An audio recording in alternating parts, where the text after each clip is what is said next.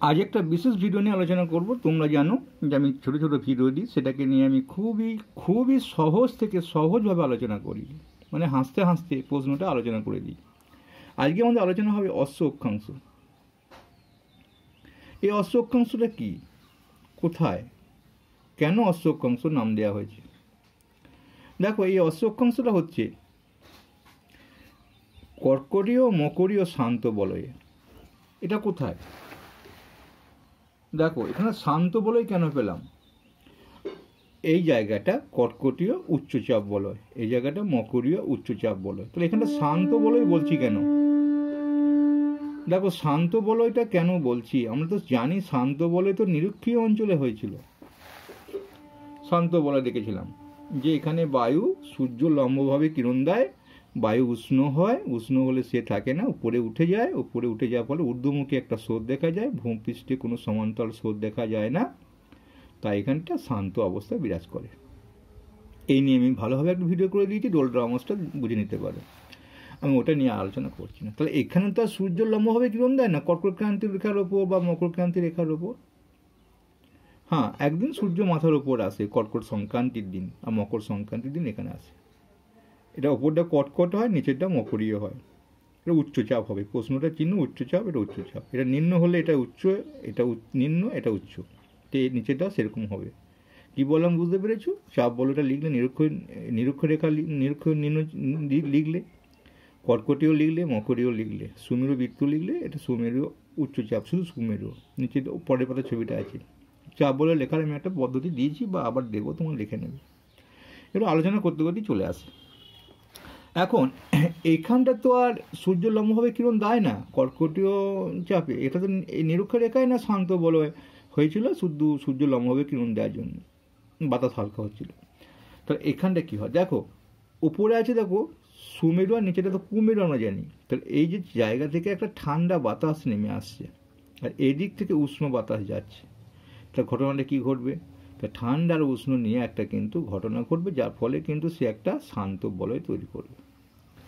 সেই আলোচনাটাই করা আছে, শান্ত বলয়টা আবার দেখে নাও।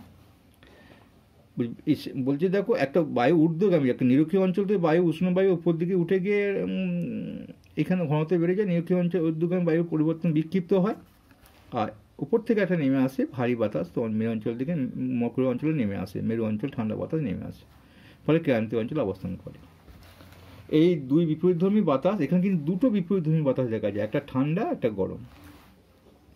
এই জায়গাটাতে নাতিশীতোষ্ণ অঞ্চল, পৃথিবীর মানচিত্র আমরা লিখেছি, বা এই নিচেরটা নাতিশীতোষ্ণ, না শীত না গরম, ওই কারণেই হয়। এখন দেখো, এইখানটা বলছে আমি ষোড়শ শতকটা বাদ দিলাম, ষোড়শ শতকটা বাদ দিয়ে শুরু করছি। দেখো, কর্কটীয় এবং মকরীয় দুটো কি বলতে হবে একই জায়গায়। কর্কটীয় এবং মকরীয় শান্ত বলয় দিয়ে পাল তোলা জাহাজগুলো চলাচলের সময় গতিহীন হয়ে পড়তো। আর শান্ত বলয়ের দিকে গেলেই পাল তোলা জাহাজ তো যাবেই না। কেন যাবে না? শান্ত বলয়ে বাতাস কিচ্ছু বোঝা যাবে না গায়ে। তোমরা যদি পাশাপাশি একটা বাস যায় বা গাড়ি যায়, দেখবে হাওয়া পাবে, কারণ ভূপৃষ্ঠের সমান্তরাল তোমাকে বয়ে দিয়ে গেল, হাওয়াটা তোমার গায়ে লাগলো। কিন্তু বায়ু যদি ঊর্ধ্বগামী হয় লাগবে না, আর বায়ু যদি না থাকে সেখানে লাগবে না। মানে এইবার দেখো, সে বলছে কর্কটীয় এবং মকরীয় শান্ত বলয়ের দিকে পাল তোলার জাহাজগুলো চলাচলের সময় গতিহীন হয়ে পড়তো। এবার শতকটা দেখো, ষোড়শ শতক। এখন কিন্তু অশ্বক্ষাংশ বলে খুঁজে পাওয়া যায় না, বুঝতেই পারবে না, কারণ এখন জাহাজগুলো হচ্ছে ইঞ্জিন লাগানো, ইঞ্জিনে জল কেটে কেটে এগিয়ে নিয়ে যায়। আগে যে জাহাজগুলো ছিল সেগুলো কিন্তু পাল তোলা, বড় বড় পাল টাঙাতো, জাহাজগুলো বাতাস লাগলো চলে যেত, কিন্তু ওখানে তো বাতাস শান্ত বলয়। ফলে মধ্যপ্রাচ্য এবং ইউরোপ থেকে, আমরা যদি পৃথিবীর মানচিত্রে আবার দেখিনি, আমি এইখানটা পৃথিবীটাকে মনে করো, এই জায়গাটা আটলান্টিক মহাসাগর আছে, এদিকটা আমেরিকা আছে, এখানটা মধ্যপ্রাচ্য, এটা ইউরোপ। তাহলে এদিক থেকে যখন যেত, মধ্যপ্রাচ্য থেকেও যখন যেত, বা এখান থেকে এদিকে আসতো, বা এদিক থেকে এদিকে আসতো, তো এদিক থেকে এদিকে গেলে বা এদিক থেকে এদিকে গেলে, তো মধ্যপ্রাচ্য থেকে বা ইউরোপ থেকে আসা ঘোড়া ভর্তি বাণিজ্যিক জাহাজগুলো পশ্চিম ভারতীয় দ্বীপপুঞ্জ আমেরিকায় যেতে অনেক সময় লাগত।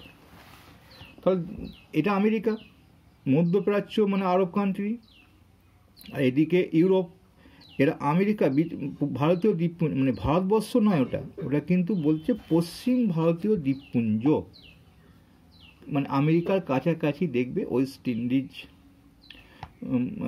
বা ক্যারিবিয়ান এইগুলো আছে, এগুলো বলে পশ্চিম ভারতীয় দ্বীপপুঞ্জ।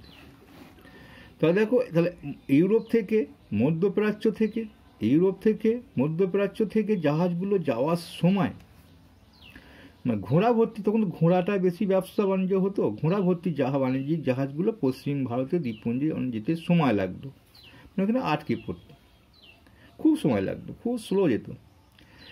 এই অবস্থা জাহাজে ভার কমাতে, মানে জাহাজটা খুব ভারী বলে এগোতেও চাইতো না, প্রচুর ঘোড়া ভর্তি থাকতো, তাই ভারটা কমিয়ে দিলে হালকা একটু হলে পারে বাতাসটা লাগলে এগিয়ে যাবে। আর ভারী জাহাজটা খুব ভারী আছে, অনেকটা বাতাস জুড়ে লাগতে হবে, বাতাস তো ওখানে থাকেই না শান্ত বলে।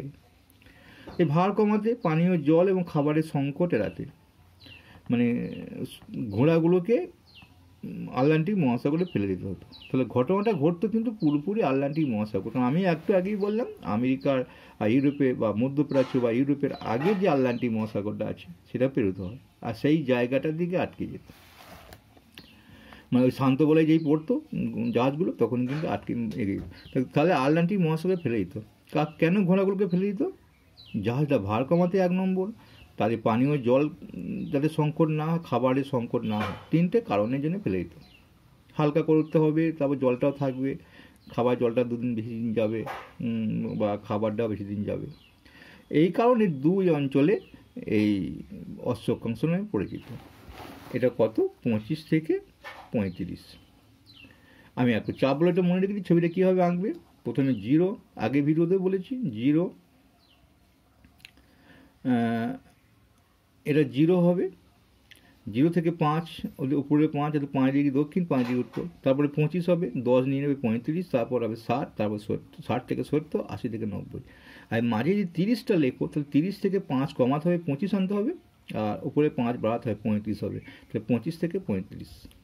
কিন্তু ছবিতে 30টা আছে বলে আমি বললাম যে আমি এটা 30টা না লিখে তোমরা মনে রাখবে 25, 0, 25, 60, 80। কী হয় দেখো, 0 থাকে, 0টা যখন আসবে তখন নিরক্ষরেখা দুদিকে দেবো, 5 থেকে এদিকে 5 নেবো, এদিকে 5 দেবো, আর 25 থেকে 10 যোগ করবো 35, 60 থেকে 10 যোগ করবো 70 হবে, আর 80 থেকে 10 যোগ করবো 90 হবে। তাহলে দেখো 25 থেকে 35, 60 থেকে 70, মানে ছবিটা আঁকার একটা পদ্ধতি আমি আগে দিয়েছি, আবার দেবো, তোমরা দেখে নেবে। আর 70 থেকে 80 থেকে 90, মানে মেরুবিন্দু, 90টাকে বলা হয় মেরুবিন্দু। ওপরটা সুমেরু, নিচেটা কুমেরু। ভালো লাগলে অবশ্যই লাইক করবে।